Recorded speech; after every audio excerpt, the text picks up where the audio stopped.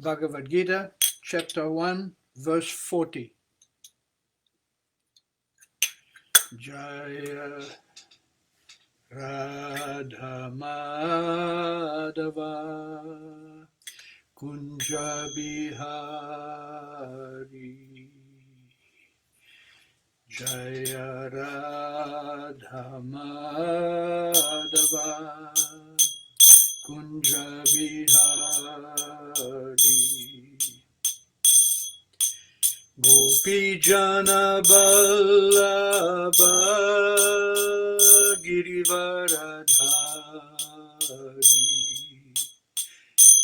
Jaya Gopi Jana Vallabha Girivaradhari Yashodanandana Braja Jana Ranjana Yashodanandana Braja Jana Ranjana Jamuna Tira Vanachari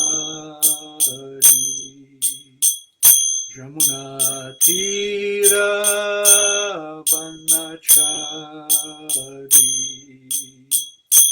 Jaya Radha Madhava Kunja Bihari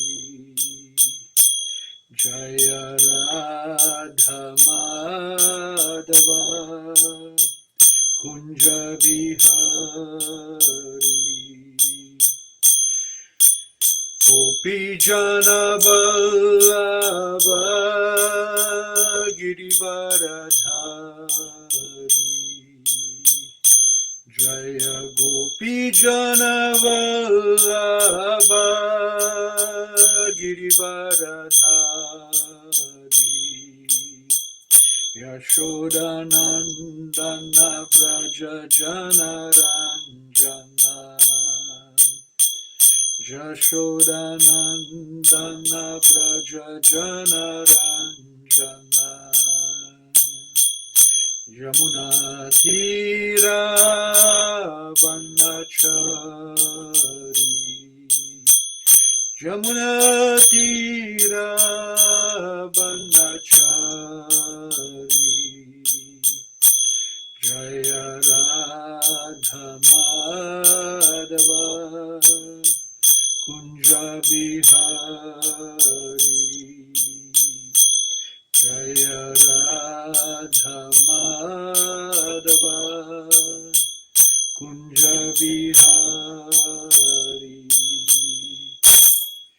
Jai Om Vishnupada Paramahamsa Paribrajakachaja Stotara Sata Shri Srimad A.C. Bhaktivedanta Swami Srila Prabhupada Ki Jai Ananta Koti Vaishnava Vrinda Ki Jai Namacharya Srila Haridas Thakur Ki Jai Prem se kaho Shri Krishna Chaitanya Prabhu Nityananda Shri Advaita Gadadhar Shri Vasadi Gaura Bhaktavrinda Ki Jai Shri Shri Radha Krishna Gopa Gopinath Shama Kunda Radha Kunda Giri Govardhan Ki Jai Shri Vrindavan Mathura Dham Ki Jai Navadip Mayapur Dham Ki Jai Jamuna Mai Ki Jai Ganga Mai Ki Jai Bhakti Devi Ki Jai Tulsi Devi Ki Jai Samaveta Bhakta Vrinda.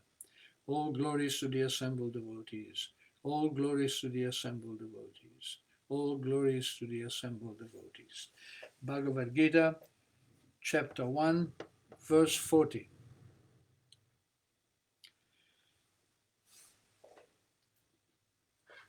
Adharma vibhavat Krishna pradushyanti kulastriyaha Strishu dustashu varshneya jayate varnashankara Adharma vibhavat Krishna pradushyanti kulastriyaha Strishu dustashu varshneya jayate varnashankara Adharma vibhavat Krishna pradushyanti kulastriyaha Strishu dustashu varshneya jayate varnashankara adharma, irreligion, abhibhavat, having been predominant, Krishna, O Krishna, pradushyanti, become polluted, kulastriyaha, family ladies, strishu, of the womanhood, dushtashu, being so polluted, varshneya, O descendant of Vrishni, jayate, it so becomes, varnashankaraha, unwanted progeny. Translation and purport of Srila Prabhupada. When irreligion is prominent in the family, O Krishna, the women of the family become corrupt, and from the degradation of womanhood or descendant of Vrishni comes unwanted progeny. Purport. Good population in human society is the basic principle for peace, prosperity, and spiritual progress in life. The Varnashrama religion's principles were so designed that the good population would prevail in society for the general spiritual progress of state and community. Such population depends on the chastity and faithfulness of its womanhood. As children are very prone to be misled, women are similarly very prone to degradation. Therefore, both children and women require protection by the elder members of the family. By being engaged in various religious practices, women will not be misled into adultery. According to Chanakya Pandit, women are not generally very intelligent and therefore not trustworthy. So the different family traditions of religious activities should always engage them, and thus their chastity and devotion will give birth to a good population eligible for participating in the Varnashrama system. On the failure of such Varnashram dharma, naturally the women become free to act and mix with men, and thus adultery is indulged at the risk of unwanted population. Irresponsible men also provide adultery in society, and thus unwanted children flood the human race at the risk of war and pestilence. Adharma bibhavat Krishna pradushyanti kulastriyaha strishu dustashu varsneya jayate varnasankaraha. So we are continuing with our program of selecting the Gita verses from the Prabhupada Shloka book. This is the second verse of the Gita, which Prabhupada would, on a regular basis, quote. And here is the discussion going on between Krishna and Arjuna. Krishna is saying that if I engage in battle, if I kill all these princes, they're all family members, they're all heads of families. If I kill all these princes, then who will protect the woman? Of course, Arjuna was speaking as a warrior, as a kshatriya. The first duty of a kshatriya is to protect human society. The duty of a kshatriya is to understand from the brahmana that the purpose of life is to make spiritual progress. If we don't understand that we are not the body, if we don't understand that we are spirit soul in a temporary body, then we cannot understand the message of Bhagavad Gita. Therefore, Krishna begins the Bhagavad Gita by explaining very clearly to Arjuna that your duty is to fight, your duty is to fight on my behalf. Your duty is to show by example that you are my pure servant. Because that is the reality of the situation. Krishna is not simply speaking words. Arjuna is speaking words because he's in the bodily conception. But Krishna understands that each and every living entity is his eternal servant. Jivera Swarup Hoy Nitya Krishna Das. Krishna Tatashta Shakti Beda Abheda Prakash. This is Lord Chaitanya's answer to Sanatana Goswami when he was asked, Ke Ami, who am I? Keno amare jare tapatrai. Why am I suffering the miseries of life?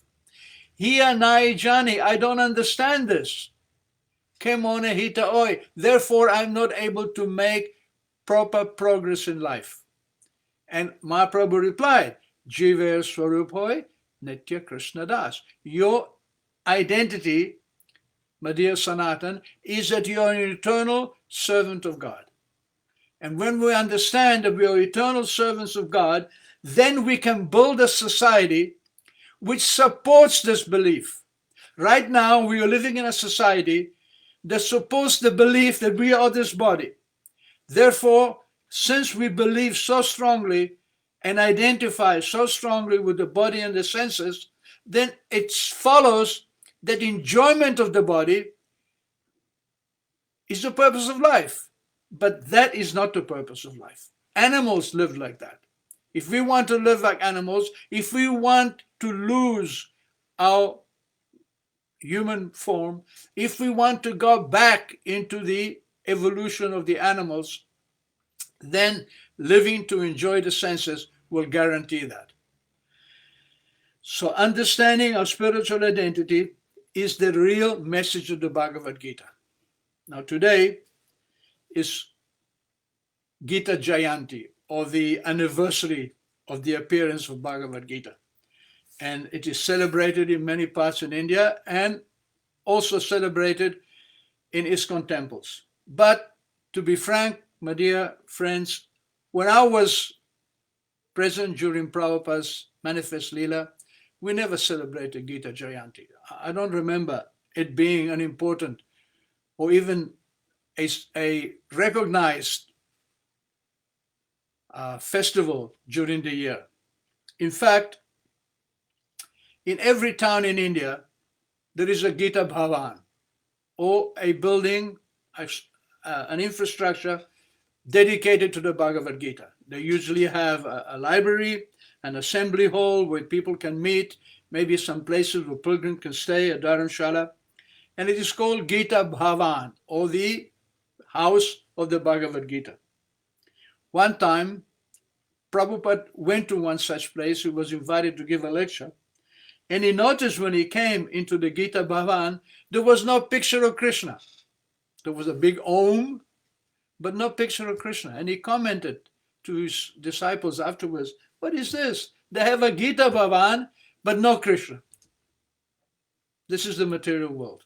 We have come into the material world because we want to imitate Krishna, because we want to be independent.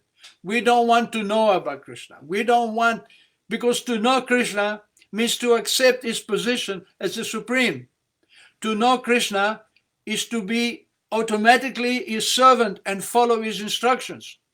But because we don't want to follow his instructions, we don't want to follow anybody's instruction, because we want to be independent, we exclude Krishna from our life. And we exclude him also from the Bhagavad Gita. Now, when I used to travel in India, especially the early years when we didn't know anybody, one of my responsibilities was to find a place to sleep every night, or to make a camp in every city. And I've been into many Gita Bhavans, where there is a dharamshala. Dharamshala is a place where pilgrims can stay. At least in North India, Bengal, Orissa, Northeast India, in every town there is a Hanuman temple or a Lakshmi Narayan temple. Usually it is managed by the Marwari community. The Marwari community are a Vaishya or commercial trader. They are traders. They are busy in business, businessmen. They originally come from Rajasthan, and they are all practically to a man vegetarians. They don't eat anything except what is offered to Krishna, and they're all devotees. So normally next to the Hanuman temple or Lakshmi Narayan temple, they would have a dharamshala in a hall, because they would use it for festivals and for marriages, especially for marriages. Marriage is very important in India. It is the duty of every man to marry his daughter. His sons may or may not marry, but marrying the daughter, it is the first duty of the father.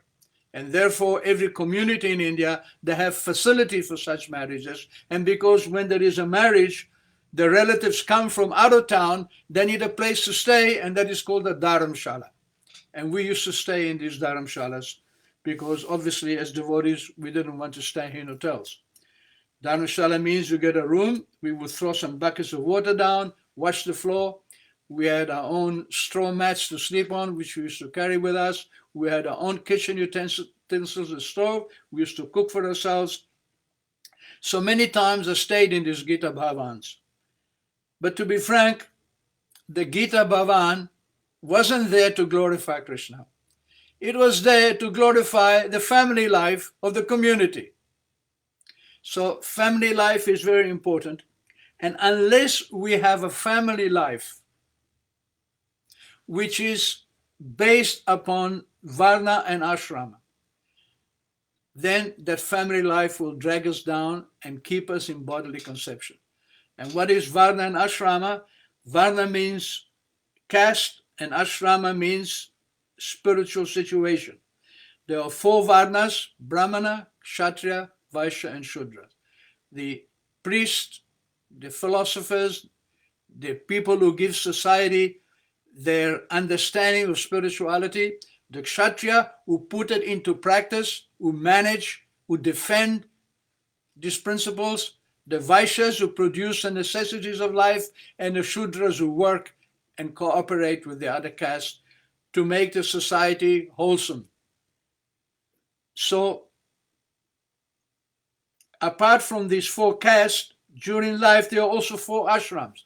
The Brahmachari ashram, where the young boys are taught at the school of the Guru. The Brahmanas, Vaishyas, and Kshatriyas, their children, from the age of 5, they go to the school of the spiritual master. They don't stay home. The boys are trained by the spiritual master in the different arts of dharma. Dharma means not just religion. Dharma means to understand my essential position as the servant of God. Dharma is the intrinsic quality of every substance. For example, the dharma of sugar is sweet. The dharma of chili is pungent. The dharma of water is liquid. It is inherent. You cannot have sugar that is not sweet. If you take a white powder and it's salty, it's not sugar, it's salt. Similarly, water is to be liquid. If it is solid, it is no longer water, it is ice. So what is the dharma of the human, of the spirit soul? What is my dharma? What is your dharma?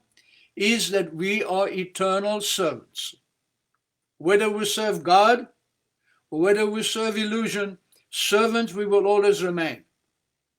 Even the biggest politicians, even the biggest powerful industrialists, they all serve something. Either they serve the family or they serve the public, or they serve, ultimately, you have to serve your senses.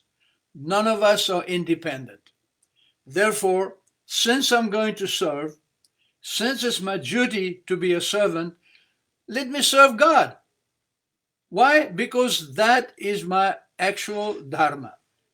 Not being a Hindu or a Christian or a Jew or a Muslim. That is not dharma. That is faith. Faith means that it can change. Today I can be Hindu, tomorrow I can become a Muslim. The next day I can be converted and become a Christian. This faith can change. But the dharma, or my eternal function as the servant of God, does not change. My eternal function as servant does not change. Therefore, if I'm intelligent, let me serve the topmost. Let me serve the Supreme Personality of Godhead. And to do that, in society, we require Varna and Ashrama. So in the childhood, the twice born children, or the children of the twice born means Dvija. Dvija, Dvi means two and Ja means birth, so second birth. Dvija means that you're born in a situation where your parents and your family and your peers understand that you're a spirit soul. So you've taken birth in the material body, that is the first birth, and as you grow up, you are taught about your spirituality, about your spiritual identity, and when you understand that, that is your second birth, Dvija. So the Dvijas are the Brahmanas, the Kshatriyas, and the Vaishyas, the philosophers, the administrators, and the mercantile men. Philosophers to give guidance about spirituality, the administrator to put it into practice, and the mercantile man to produce the necessities of life. So the sons of the Dvijas go to the Gurukul. There's no question of co-education. They go to the Gurukul, to the school of the spiritual master. And there they are trained in becoming free from sense enjoyment, in controlling the senses, because by controlling the senses, you can understand you're a spirit soul. There is no question of understanding your spirituality if you cannot bring the senses under control. Therefore, we have our spiritual practice of chanting the names of God. Practically speaking, chanting the names of God is acknowledging that I cannot practice religion step by step. Chanting the names of God means that I am so unfortunate in having taken birth in a time when there is no spirituality on this planet, that I'm simply coming to you, my dear Krishna, and I'm begging you to help me. That is called surrender. So, but this chanting also has to go side by side with controlling the senses. So on the one hand, we appeal to God by chanting His holy name. We associate with Him. By chanting Krishna's name, we become spiritualized. Just like our senses are like iron. They're very dull. But if we connect them to Krishna, if we put them in the fire of Krishna consciousness, this iron-like senses become enlivened. They become spiritualized. They become like fire. They burn our ignorance. The reason that we act materially is because of ignorance. So when we control the senses become spiritualized and they burn up the effects of our previous ignorance. So when our karma plays out, if we have been trained in the ashram of the Guru, and we stay in the Guru's ashram from the age of 5 to the age of 20, 25. By the time that the student leaves the ashram of the Guru, he can understand, he has got a taste for his spirituality. He understands that to control the senses is the key to spiritual advancement. And what is the most powerful sense? The most powerful sense that keeps us gripped into the material world is sex life. The whole thing hinges on sex. Not only for human beings, for the animals also. Therefore, controlling sex life is the key to understanding our eternal situation. And because the sex drive it is so powerful, because every man is looking for a woman and every woman is looking for a man, therefore Krishna says, all right, have a varna and ashrama, have a system where within the family there are some rules and regulations where the husband, because usually the husband, the man, he takes charge of the family, where the husband understands that my family, or my members of my family, my wife and my children, they're all spiritual beings like me. And the purpose is to create a situation where we can meet our material needs, where we can satisfy our senses, but at the same time, we don't forget our spirituality. It's not that varnashrama means you don't satisfy your senses. You satisfy your senses in the proper way, with understanding, with knowledge. For example, we need to eat. But where is this food coming from? It is coming from the rain.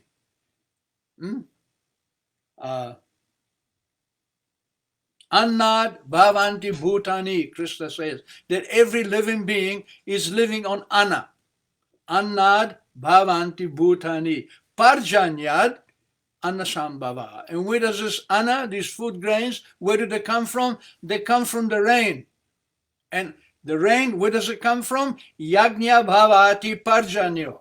Rain comes when we satisfy the demigods, when we satisfy the structure. Yajna karma samudbhavaha. And proper yajna or proper sacrifice is to perform activities which are conducive to the understanding that I am an eternal servant of God. So we have to eat. We take the food grains, but we understand that these food grains are not created by us. They're created by the demigods, and the demigods are created by Krishna, ultimately. So when we eat, before we eat, we offer the food in sacrifice. Therefore, Krishna says, Yajna shishta shanto muchyante sarvakilbishahai. That one who offers food in sacrifice becomes free from all sins. Yajna shishta means the remnants of yajna. So we take our food, but before we eat, we offer it to God. So it's not that we don't eat, but we do it in a conscious way. We do it according to the reality of the situation. We're not in illusion that we can eat anything. Then we are animals. Similarly, all other sense enjoyment, hearing, touching, it is all connected to the spirit. Even sex life. If you want to control sex life, you have to practice sex life in a way that reflects what the real purpose of sex life is. The real purpose of sex life is to produce children. The enjoyment of sex is a byproduct. The real purpose of sex is to produce progeny. So Krishna says, Dharma aviruddha kamosmi. I am lust, which is not against religious principles. Therefore, since I am lusty, since I need a woman, since a woman needs a man, let us create a situation where we can have sex to produce children which we can train in spiritual life. There is a great need of training children for spirituality. The reason that the world is in such chaos now is because such principles are not being practiced. Practically the first person who ever came to the West to teach this knowledge of how to overcome sense enjoyment, how to overcome the dictates of the senses. And there's not even enjoyment because the senses are never satisfied. They are never satisfied. If you really want to satisfy the senses, you have to control them. It is like if you're riding a chariot and you have 4 horses. And if the horses are under control of the reins of the driver, then the chariot can go from point A to point B without difficulty. But if the horses go out of control, then inevitable crash. So, Ishvara Sarva Bhutanam Ridesha Arjuna Tishtati. Krishna says to Arjuna that Ishvara, the controller of your senses, Rishikesha, is within your heart. He is ready to give you directions how to bring the senses under control. And when you can bring the senses under control, then you can become free from material life. Once you understand how to enjoy spirituality, you do not desire to take another material birth. And if you come to the moment of death without desiring another material birth, you do not take another material birth. If you come to the moment of death in Krishna consciousness, you go to Krishna. Therefore, Krishna says, Yanti Deva Brata Devan. Those who worship material, powerful people, demigods, they go to those people. Yanti Pritim Pritivrataha. Those who worship the ancestors, they go to the ancestors. We all have ancestors. We have fathers, grandfathers, great-grandfathers. They may have died, they may have left their bodies, but their spirituality, their spirit is still within this universe. So people worship their ancestors. Bhutani Yanti Bhuteja. Others, they worship ghosts and spirit. But Yanti Mad Yajino Pimam. Those who worship me, Krishna says, come to me. So this is the purpose This is the meaning of Gita. This is the purpose. This is the real meaning of Gita Jayanti. Bhagavad Gita is important because of Krishna. So if you worship Krishna, you automatically worship Bhagavad Gita. You cannot have Bhagavad Gita and remove Krishna from Bhagavad Gita or remove Arjuna.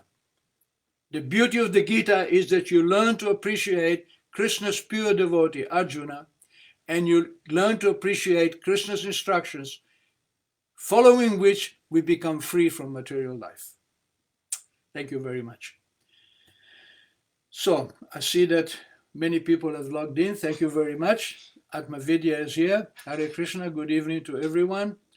Krishna Premavati also. Hare Krishna Prabhu. Nice to see you going live with the Bhagavad Gita class on your own account. Very good. From now on, the Bhagavad Gita class will be hosted on this page. I sent you the link. It is Facebook, Ananda Swarup, my page. On that page, I will give the Gita class from now on every Wednesdays and Fridays. Jean-Jacques Poré is also there. Haribol. Sage Yagnesh, remember? Yes, I remember Yagnesh very well. Yagnesh is a French devotee. We were good friends because we were living in Mayapur together. He lives in Paris. I haven't seen him for many years. Jai Prabhu, Dandavas, very happy to see you. I hope you're well. Rob is also here tonight. Hare Krishna from frosty Connecticut. Oh, it's snowing there. Here in Holland, it hasn't started to snow yet. I don't think we're going to get snow this year. And Toshan Krishna is there with his wife, Jayashri, Haribol Prabhu. Ekta Atmarami, Haribol. Gita Jayanti, and happy Mokshada Ekadashi. Yes, today is Mokshada, the Ekadashi that gives you moksha, that gives you liberation.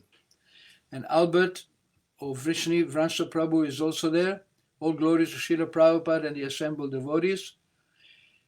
Krishna Premavati comments, ISKCON is now more tuning into the way the Hindus observe Gita Jayanti by observing rituals. Exactly, you have the point. Prabhupada has blessed you with some very good knowledge, my dear Krishna Premavati Prabhu. Krishna Albert DeVos, Vishnuvansa Prabhu says, Krishna tu Bhagavan Swayam. Keep chanting the holy names of Krishna, Radhe and Rama. Perfect your meditation, keep on chanting. Yes, Vishnuvansa is my very dear godbrother, one of the very few that I have continuing rapport with, and he has a strong attachment for chanting. Great blessing. It doesn't matter how much you know. It doesn't matter how much you have. It doesn't matter whether you're beautiful or famous or rich. The real power, the real wealth is the desire to chant the holy name. Bhaktivinoda, he sings to his guru, O Gurudev, Ekaki Amara Nai Paya Bolo Harinam Sankirtan. The Madhya Gurudev alone, Ekaki Amara Mi Nai Paya Bolo. I cannot chant Harinam Sankirtan. On my own, I cannot chant the holy name. So what to do? To me, Kripa Kori, please give me some mercy. Kripa Bindu Diya, give me a drop of mercy. Deo Krishna Namadani, give me the name of Krishna. Because the name of Krishna is the beginning and the end of all knowledge. Is the beginning and the end of all reality. The whole cosmic manifestation can be understood. The whole universal illusion can be overcome simply by chanting the name of Krishna. So let us beg to Krishna, let us beg to Prabhupada. Please today, I don't want moksha, I don't want liberation. I want the holy name. Because you may get liberated, but it doesn't mean you get Krishna. You can go to the spiritual world, but there are many positions in the Brahmajyoti where Krishna is not available. You may even go to Vaikuntha. That doesn't mean you have a personal one-to-one relationship with Krishna. But when you get Krishna's name, you have Krishna's friendship. So this is the great gift of Chaitanya Mahaprabhu. Not only did he give Krishna, he gave Krishna prema, or love of Krishna. Thank you very much. Sadhu Sangha, Lava Matra Koi. Lava Matra Sadhu Sangha, Sarva Siddhi. Simply by associating with Krishna and the devotees, the sadhu. Sadhu means one who knows the truth, one who is interested in the truth. Then sarva siddhi hoy, all perfection becomes manifest. Thank you very much. Hari Bol.